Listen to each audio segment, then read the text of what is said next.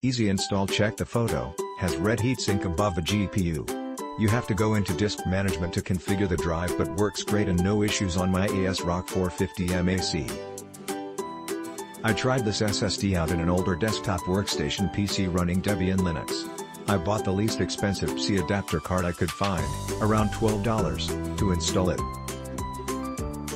Even though it has an SSD as the primary drive, the workstation only has SATA 1 and USB 1 and 2, 0, so I'm used to relatively slow speeds. Once I installed the card and rebooted, then it didn't show in the files list, but it hadn't been formatted.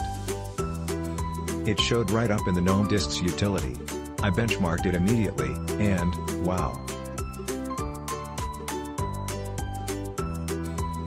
Those speeds may not look like much to those who have later gen equipment, but the speeds were impressive for this older system.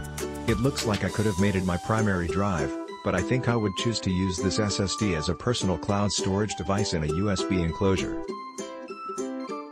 But enclosures for this particular 2280, 22mm by 80mm, form factor and are still rather pricey. I'm guessing the prices will come down eventually.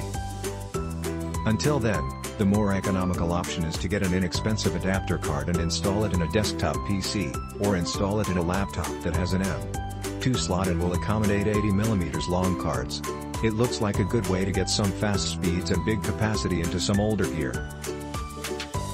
You'll leave the more technical reviews for the more technically minded.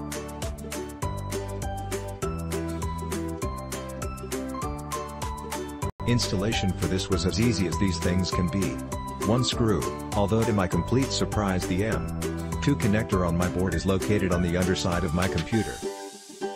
Software configuration was also pretty easy. I downloaded the copy of Acronic from Crucial site, cloned the existing hard drive onto the P1, shut down, and then rebooted.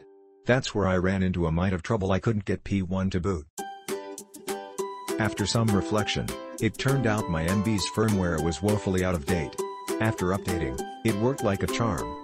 I'm not going to do benchmarks because plenty of people have posted them. But, I do need to say this SSD has breathed fresh air into my 3-year-old computer.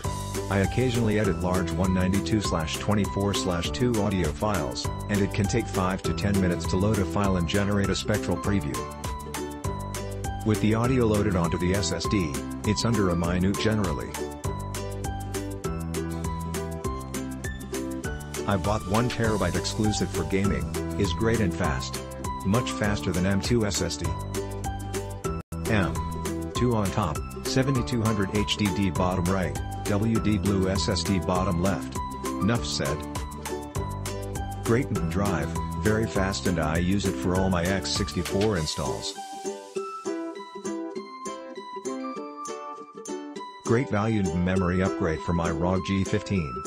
Do take note, actual space is only 931 GB. Honestly purchased this on an impulse to upgrade my 500 GB SATA SX7000 as my boot drive. Click link in description for more reviews.